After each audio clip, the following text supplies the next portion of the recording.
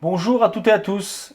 Aujourd'hui, nous allons installer le routeur solaire Arson, le routeur une voie. Et c'est les derniers instants du PVMate, donc on lui dit au revoir parce que l'Arson va prendre sa place. Donc vous voyez, j'ai déjà passé la rallonge pour la pince ampère-métrique. Donc j'ai mis une gaine, je l'ai passée dans mon grenier. Du coup, alors la gaine n'est pas forcément nécessaire, mais je me dis ça me protège quand même au cas où une souris ou un rongeur ou peu importe. Voilà. Donc je l'ai mis dans une gaine, ça le protège. Et ça va au compteur. Je vous montre. Alors voilà l'autre côté de la gaine, avec à l'intérieur la rallonge. Et donc il ne reste plus qu'à mettre la pince ampère-métrique dans le tableau et installer le boîtier. Alors, comme je vous ai dit, aujourd'hui, on enlève le PVMate. Donc, on va le démonter. C'est parti. Il est noté dans la notice qu'il faut désactiver la production solaire. Donc pour ceux qui ont des panneaux Synology par exemple, il suffit de retirer la prise des panneaux et ça arrête la production. Après, si vous avez un onduleur général, là, ben, il y a sûrement un moyen de désactiver la production solaire. Ça, je ne sais pas du coup. C'est selon son installation. Moi, pour ma part, mes panneaux solaires arrivent sur ce disjoncteur. Donc, je coupe le disjoncteur. Voilà, comme ça, je n'ai plus de production solaire et je peux continuer mon installation. Bien entendu, avant de faire la moindre intervention sur le circuit électrique, on coupe le disjoncteur général. Attention, il y a une coupure de courant. Ça y est, la pince ampère-métrique est installée. Vous constatez que moi, je l'ai installée sur la phase, le fil rouge. Il est noté dans la notice technique de le connecter sur le bleu, sur le neutre. Mais c'est juste pour une question de sécurité. Vu que nous, on a coupé le courant, il n'y a pas de risque, donc on peut le mettre sur la phase, il n'y a aucun souci, ça marche très bien. Également, je rappelle qu'il n'y a pas de sens pour la sonde, pour l'impasse paramétrique. Vous la mettez dans n'importe quel sens. C'est le routeur tout seul qui va trouver le sens du courant. Surtout, ne tenez pas compte du compteur qui se trouve dans mon tableau électrique. Il ne sert uniquement qu'à remonter la téléinformation. Effectivement, mon compteur Linky se trouve à 150 mètres de mon habitation et il n'est pas capable de remonter la téléinfo pour les heures creuses et les heures pleines. Donc c'est pour ça que j'ai ce compteur dans mon tableau. J'en profite pour vous dire qu'il faut absolument que la pince ampère-métrique se trouve entre le compteur Linky et votre tableau électrique. Donc voilà, la rallonge est connectée au capteur ampère-métrique. On continue. Donc ça y est, le PVMate est démonté. Le Arson est juste posé là sur les câbles. Il n'est pas du tout fixé, hein, il est juste posé sur les câbles pour le moment. Ceux qui suivent ma chaîne savent que j'aime énormément l'impression 3D. Je trouve ça très utile. Je l'utilise beaucoup. Et donc, au lieu de mettre les entretoises, j'ai modélisé ce support, voilà, qui va permettre d'écarter le boîtier du mur, tout en étant plus facile à fixer. C'est-à-dire que je fixe ça au mur et ensuite le boîtier dessus, voilà, avec des vis M4, des petits vis comme ça, M4, voilà. Et j'ai mis des inserts parce que c'est plus facile à visser, voilà. Maintenant, il y aura une version avec un trou plus rétréci qui ne sera pas pour les inserts, où vous pourrez visser directement la vis dedans. Bon, je trouve que c'est mieux avec les inserts, mais si quelqu'un n'a pas d'insert, ne veut pas s'embêter, ça marchera aussi. Voilà. Donc je vais fixer ce support et ensuite fixer le boîtier dessus. Donc ces petites entretoises mesurent 12 mm. Donc l'écart sur l'impression 3D, elle est à un petit peu plus de 12, mais vaut mieux plus que moins. Donc c'est parfait, ça marche. Je mettrai cette pièce en description. Donc les deux versions, la version avec insert et sans insert, sera dans la description à télécharger gratuitement. Vous pourrez l'imprimer gratuitement. Donc il est bien plus simple ensuite de fixer comme ça les vis, hop, comme ça. Bon là c'est pas serré bien entendu pour le moment, mais c'est quand même plus simple de mettre des petites vis courtes comme ça sans trop s'embêter.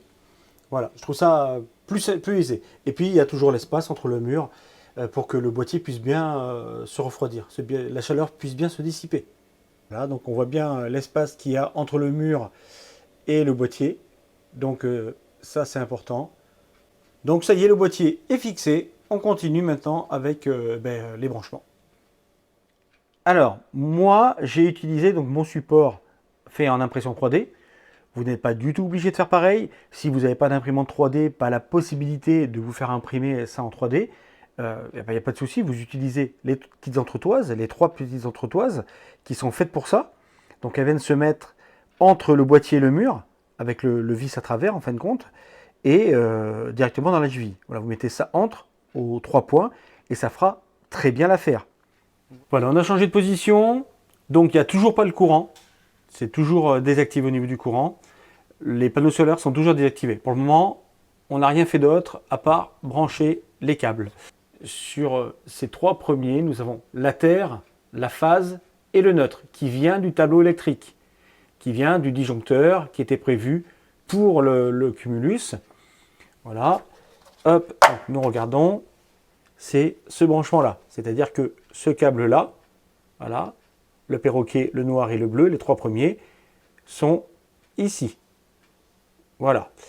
Et le deuxième, et c'est là que j'ai eu un petit couac, parce que moi, sur le mien, j'ai la terre aussi qui vient, qui descend, hop, ici, qui descend et qui se met sur le socle de la résistance. Alors pour ça, j'ai pris mes petits renseignements. Moi, j'étais parti pour faire ça, mais avant, je préfère prendre des renseignements. Voilà, on m'a dit la terre, il n'y a aucun souci, à partir du moment que c'est la même section. Donc du coup, j'envoie, l'arrivée de la terre est au milieu, là. Donc je rentre dans un wago, je remonte pour mettre la terre au boîtier, et la terre qui redescend à mes résistances. Et ensuite, le neutre du ballon sur cette bornier-là, donc le 4e, et le 5e, la phase pour le ballon. Voilà, ça descend au ballon. Donc voilà les branchements électriques faits. Ici, au niveau du bornier pour serrer, alors il faut serrer comme il faut. Vous serrez, vous bloquez, et quand vous avez bloqué, vous faites un petit quart de tour, voilà, que ce soit bien, bien serré quand même. N'oubliez pas qu'il y a quand même potentiellement, là pour le mien en tout cas, 3000 watts, quasiment 3000 watts qui passent. Voilà, pendant plusieurs heures, donc potentiellement, ça peut faire un court-circuit, donc bien sûr, bien serré, mais pensez quand même que c'est connecté sur une carte imprimée, donc voilà, faire ça raisonnablement. Ensuite, j'ai connecté donc la pince ampère-métrique, tout simplement comme ça. Pour le moment, mon fil sort comme ça à côté, mais je le passerai dans une petite goulotte, je verrai après par la suite, hein, ça c'est pas important pour l'installation. Voilà. Le branchement donc maintenant est fait, et maintenant nous allons pouvoir faire la mise en route. Donc voilà, les branchements sont vérifiés, maintenant on referme le boîtier. Alors je vais mettre que les 2 vis de dessus, puisque je vais le rouvrir ensuite. Donc voilà, alors dans la notice, il est noté de connecter H1, H2.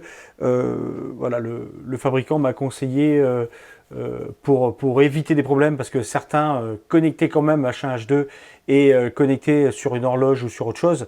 Et ça crée des problèmes au démarrage, parce que le contacteur était activé en position on, du coup, ça crée des problèmes au boîtier. Donc pour être sûr qu'il n'y ait pas de souci, le mieux encore, c'est de ne pas encore le brancher, cette connexion H1, H2. Alors voilà, le boîtier est fermé. Donc avant de remettre le courant, avant d'activer le courant tout simplement vers le boîtier, nous allons vérifier que tous les points sont respectés. Des points importants. Donc là, le courant n'est pas mis. En 1, il faut absolument que les panneaux photovoltaïques ne soient pas connectés à la maison, donc c'est-à-dire qu'il n'y ait pas de production. Ça, premièrement. Deuxièmement, il faut qu'il y ait au moins 100 watts de puissance consommée dans votre habitation. Donc si vous n'avez pas de consommation, ou pas moyen de le voir, vous branchez un appareil qui tire au moins 100 watts. Ensuite, il faut que le ballon d'eau chaude soit en demande d'eau chaude. Donc nous, il n'y a pas de problème. On a pris nos douches ce matin, on a fait de la vaisselle, et puis alors les douches, voilà, ma fille est passée, donc c'est sûr qu'il n'y a plus d'eau chaude. Donc, il faut absolument que le ballon d'eau chaude soit en demande. Ok. Et donc là, on a rempli toutes les conditions. Donc maintenant, je vais mettre en route. Quand je vais mettre en route, le voyant ici va passer au vert en quelques secondes. C'est ce qui est noté. Je vais rester devant. Voilà. Et c'est mon épouse qui va activer le disjoncteur. Comme ça, je pourrais lui hurler de couper si jamais il y a besoin. Donc attention, on guette le voyant vert. Donc, ok, on peut mettre le disjoncteur. Donc le voyant est rouge, il clignote. Il clignote toujours un petit peu. Et il est vert. Voilà. Donc normalement, là, c'est bon. Donc là, maintenant, il est noté qu'on peut renclencher le photovoltaïque. Bon, on est d'accord, c'est pas aujourd'hui qu'on va tester le photovoltaïque, donc la récupération d'énergie par le Airsun, parce que voilà quoi, hein, il fait un temps pourri. Il vient de passer en voyant bleu, donc normalement ça veut dire qu'il y a de la production. On est à moins 64 watts et il se déclenche. Donc c'est quand même pas mal.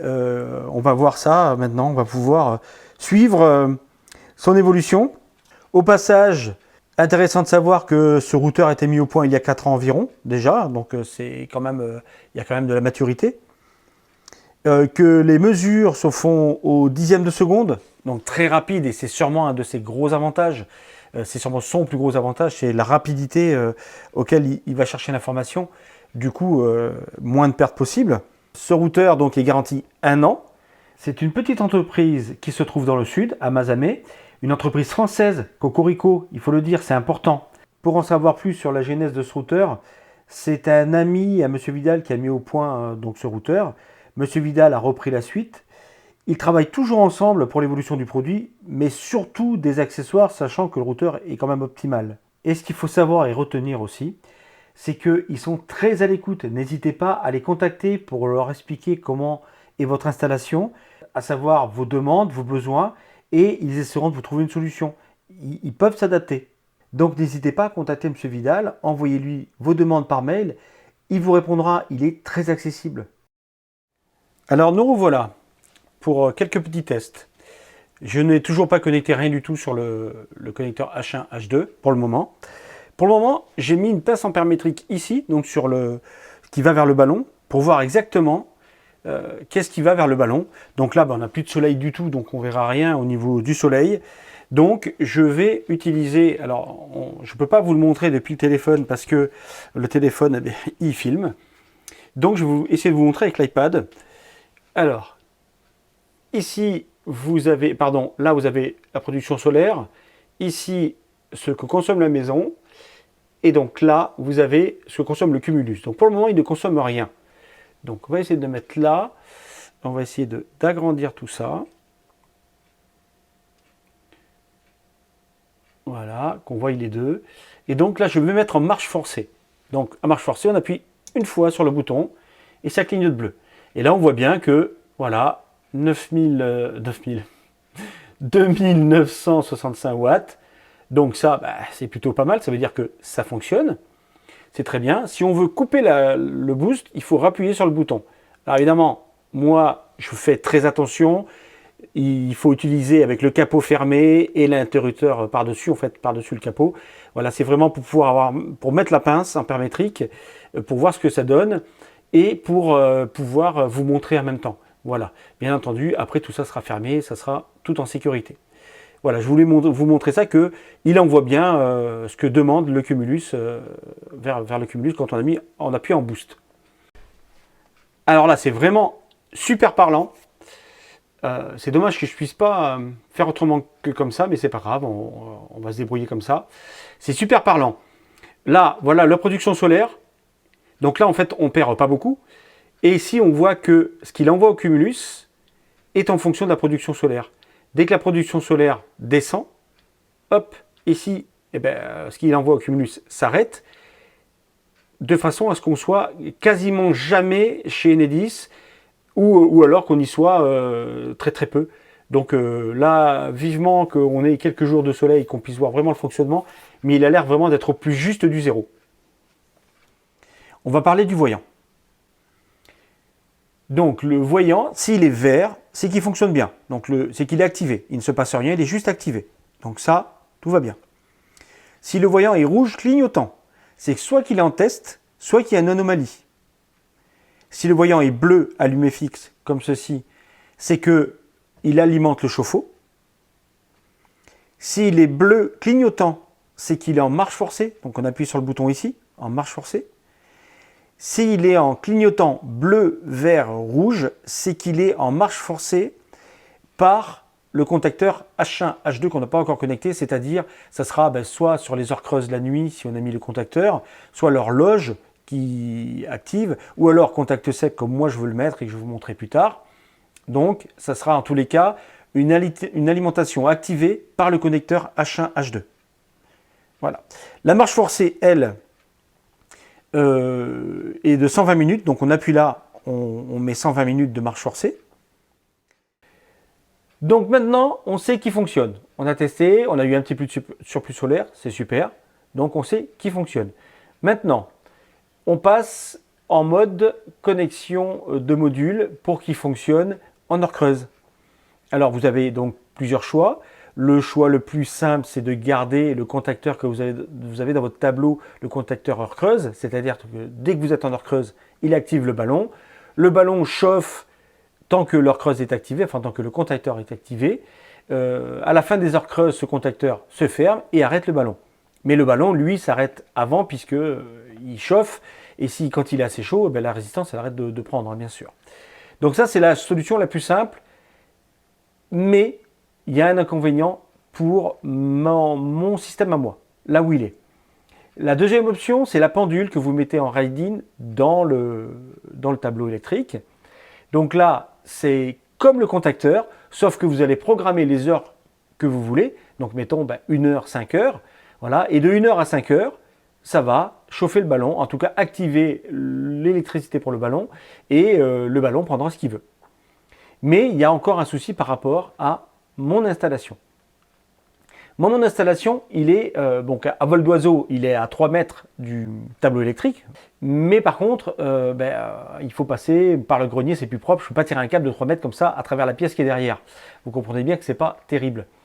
Du coup, si je veux brancher sur un contacteur ou sur une pendule, je suis obligé de retirer un fil. Alors, pas de grosse section, puisqu'il n'y a pas de courant qui passe dedans. Une petite section suffit de câble. Mais je suis obligé de retirer un fil depuis le Harsun jusqu'au tableau électrique, jusqu'au contacteur, pour pouvoir que le contacteur active le Harsun pendant les heures creuses. Ou une pendule qui serait aussi dans le tableau électrique. Donc c'est pour ça que moi je choisis une autre option. Donc, mais il y en a plein d'options, hein, il y en a plein. Il y a une multitude d'options. À partir du moment où vous avez quelque chose qui peut vous fermer ce contact quand vous voulez, c'est un contact sec, donc vous pouvez l'utiliser. Vous avez déjà la première option, c'est un module comme ça, un module Wi-Fi. Donc ce module Wi-Fi est en contact sec. Vous voyez le 1 et le 0. Quand ce module est activé, ça connecte les deux points de 1 à 0. Et donc du coup, ça active le routeur solaire.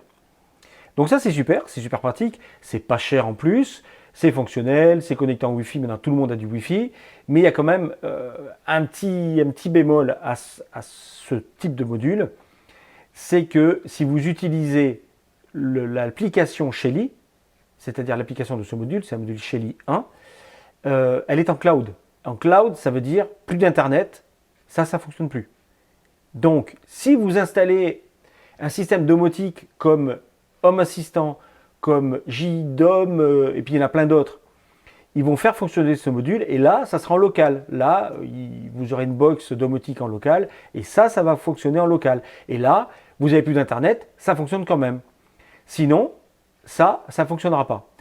C'est un peu comme les modules Toya. Les modules Toya, j'ai eu le problème, j'avais programmé l'arrêt, le démarrage de certaines prises et l'arrêt de certaines prises avec le démarrage, enfin le lever du soleil et le coucher du soleil par exemple, et ça ne fonctionnait plus parce que elles avaient perdu le signal, le serveur, voilà, distant. J'avais encore internet, hein, mais par contre il n'y avait plus le signal distant du serveur chinois, et donc du coup ça ne fonctionnait plus, et ça c'est un problème. C'est pour ça que moi j'ai choisi une autre option.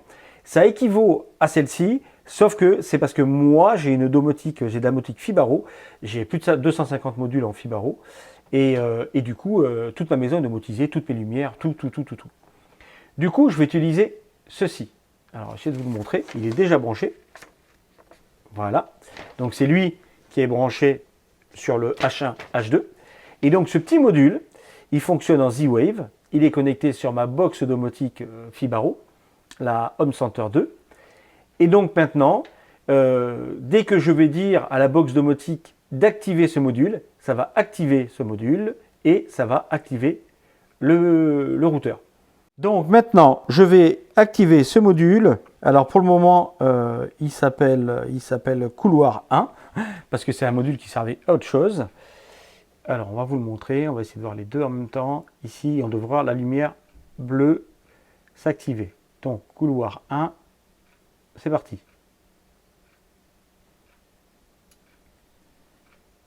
Et voilà, c'est assez instantané. Donc ah oui, c'est vrai, c'est vert, bleu, rouge. Donc là, il est en train de chauffer le ballon. On va vérifier ça tout de suite. Donc en direct, on va aller voir déjà dans la domotique. Qu'est-ce qu'il est en train de tirer? Donc, ok, je ne sais pas si on voit là, 2847 watts. Voilà, et si on regarde directement ici, ici, où est-ce qu'il est? Ah oui, il est là. Voilà, bon, j'ai mis la pince à l'envers, c'est pas grave. En tous les cas, 2876 watts, donc ça coïncide à quelques watts près. Donc voilà, donc c'est nickel, c'est signe que ça marche. Et ça, c'est super. Alors, cette vidéo est quasiment terminée, mais pas complètement, parce que je veux quand même répondre à des questions qu'on m'a posées, et notamment, on m'a posé une question, à combien monte la carcasse, puisque c'est elle qui sert de dissipateur, à combien elle monte en température quand il chauffe. Donc je vais attendre les heures creuses, donc 10h30 à peu près par chez nous. Je vais le laisser chauffer une bonne heure, donc tourner une bonne heure, hein, pour voir avec ça, voilà, un thermomètre infrarouge, pour voir la température. Comme ça, je répondrai à toutes les questions. Donc je vais répondre à celle-ci aussi. Voilà, pour moi c'est important de remplir toutes les cases. Un autre point très important, que je n'ai pas encore abordé, mais il est assez crucial. Donc, je vous mettrai l'article. Il est obligé de mettre les ballons, de faire chauffer les ballons entre 55 et 60 degrés. C'est obligatoire à cause des bactéries. Donc, il faut chauffer l'eau d'un ballon à 55-60 degrés. Si vous utilisez un routeur solaire comme ça, que vous enlevez la chauffe sur les heures creuses, en vous disant ben, ça chauffe, l'eau est tiède, ça suffit. Ben, c'est pas bon, c'est dangereux. Moi, je vous conseille vraiment de laisser activer pendant les heures creuses la nuit.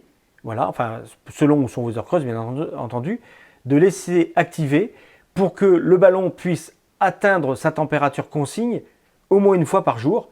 Comme ça, si la journée, vous avez eu suffisamment de soleil, énormément de soleil, et le ballon d'eau chaude a atteint ses 55-60 degrés grâce à la récupération solaire, ben c'est super. La nuit, il tournera quasiment rien, quasiment pas du tout.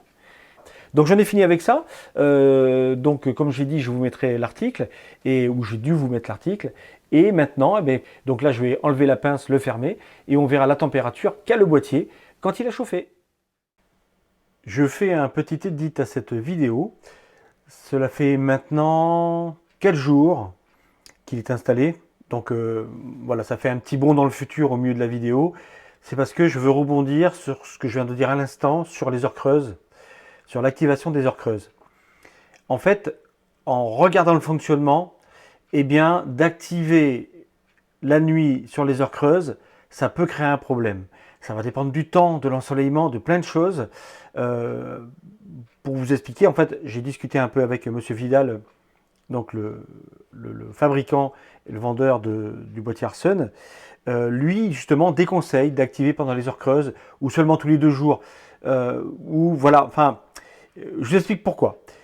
Si le boîtier a chauffé une journée, ensuite la nuit, il va rechauffer encore. Donc sur les heures creuses, là, on paye, même si c'est moins, on paye.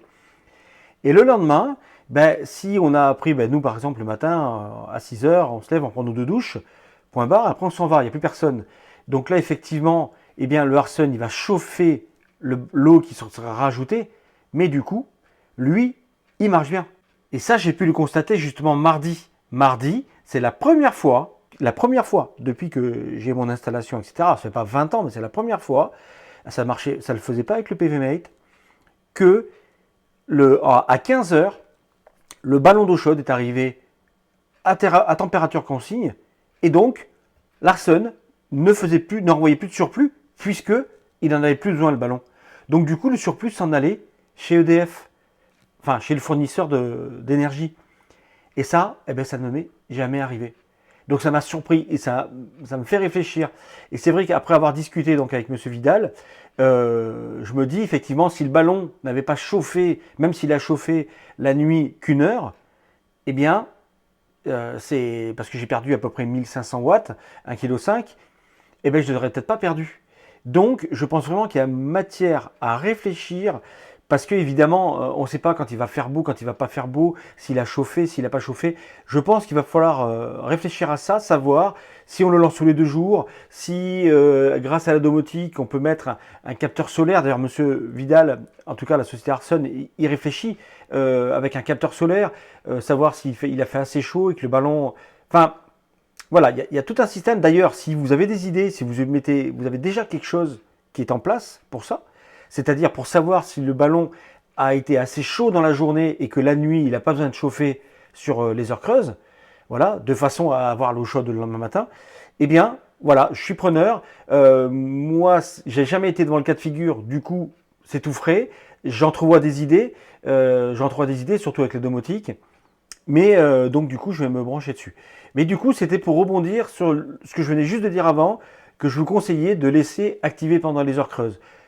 Là, il faut réfléchir, enfin, chaque installation va être différente du coup, et il faut réfléchir vraiment à votre installation, à vos besoins, et comme ça se fait. En tous les cas, ce qui est certain, sûr et certain, c'est que l'été où vraiment il n'y aura que du soleil, pas très peu de nuages, ou même là lundi, je n'ai produit que 7,5 kg. Je vous mettrai une capture d'écran, j'ai produit que 7,5 kg, et ça a suffi pour chauffer le ballon, ce qu'il y avait. La différence qu'il y avait du coup. Ça ne m'est jamais arrivé avec le PVMate. Jamais. Donc, je suis sûr que cet été, eh bien, la chauffe du ballon pendant les heures creuses la nuit, je pourrais le désactiver. Ça, c'est sûr et certain. Après, ça va être les semaines où il fait très mauvais, où il n'y a pas de soleil. Là, du coup, il ne pourra pas chauffer complètement. Il va vraiment falloir se pencher sur ce sujet pour que ça soit optimum. Mais du coup, ça ouvre beaucoup de perspectives, voilà, ça me donne envie vraiment de trouver des choses. Donc évidemment, dès que j'ai un système, dès que j'ai quelque chose, je le vais partager, bien entendu. Et puis si vous avez un système, je veux bien en prendre connaissance et puis éventuellement voir si je peux l'adapter à mon installation. Parce que comme j'aime bien le dire, chacun a son installation, chacun voit midi à sa porte aussi. Voilà, donc je ferme cette parenthèse, cette édite. Donc là je vous dis, on est mercredi. Ça fait 4 jours qu'il est en route. Un pur bonheur. Voilà, je vous dirai ça mieux avec plus de temps dans une autre vidéo, plus de temps, etc. Là, on retourne à la fin de l'installation et j'espère que vous serez aussi content que moi. En tous les cas, je retourne à la fin de l'installation. Je viens de m'apercevoir en manipulant les câbles, voilà, en les mettant pour les rentrer dans la boîte, là, dans le mur. J'ai vu que la pince ampérimétrique s'était défaite en fait, sûrement en tirant dessus, en les tirant. Donc du coup j'ai mis 2 petits colliers, voilà comme ça le bloque et ça bouge plus. Voilà, petit tips. Et en même temps je vous montre la boîte, enfin le capot de la boîte que j'ai modélisé. Voilà, je le mettrai dans la description pour ceux que ça intéresse. Nous sommes aujourd'hui dimanche, donc le lendemain de l'installation. Il a tourné cette nuit environ 4 heures. Hier soir, j'ai pu relever les températures, donc je vous les montre.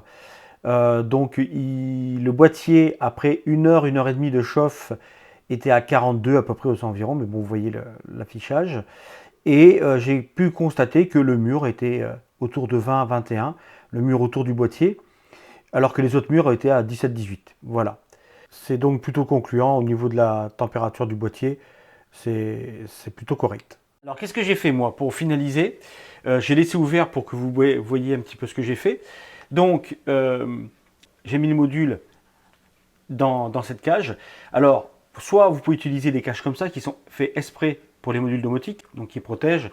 Vous glissez le module dans cette espèce de petite poche là, qui protège, qui est figée, et puis ensuite vous mettez votre boîte dans le mur, comme j'ai fait là. Voilà, vous voyez le module, on ne le voit pas, il est au fond, et c'est nickel, ça protège. Et ensuite par dessus, voilà, je vais mettre ça, voilà, pour sortir les fils par dessous et qui remontent proprement ici comme ça. Voilà, tout est safe, c'est très important pour moi que ça soit safe. Donc j'ai mis une gaine, j'ai passé le câble dedans, j'ai passé celui-ci à côté. C'est une cloison, je ne sais plus comment ça s'appelle, une cloison morte, je crois. Enfin, il n'y a pas d'isolant dedans, c'est juste une paroi de séparation en fin de compte, cette cloison. Donc elle est complètement vide, il n'y a même pas de rail tout au milieu, il y a juste l'encadrement de rail. Voilà, je n'irai pas accrocher une étagère ou un meuble après cette cloison. Mais en attendant, pour accrocher ça, ça va très bien. Donc voilà, ça va faire très propre, donc ça sera fermé comme ça. Ça va faire très propre et puis voilà. Ma conclusion sur ce routeur Harson, c'est que c'est un boîtier très prometteur, très encourageant. Ce que j'ai pu voir hier, entrevoir hier avec le peu de soleil que nous avons eu, avec beaucoup de nuages, il a tout capté, donc ça laisse présager un super fonctionnement. Il est facile à monter, un design élégant, ce qui ne gâche rien. Il peut s'adapter à beaucoup de situations, on l'a vu avec la multitude de connexions au niveau des deux connecteurs H1, H2 que nous avons. Donc je vais donc continuer à faire des vidéos avec le suivi, avec des courbes, des chiffres, et puis en espérant que le soleil soit de la partie, et bien sûr je vous ferai part de tout ça. Il faut quand même qu'on garde à l'esprit que le PVmate, je perdais environ 15% de surplus solaire.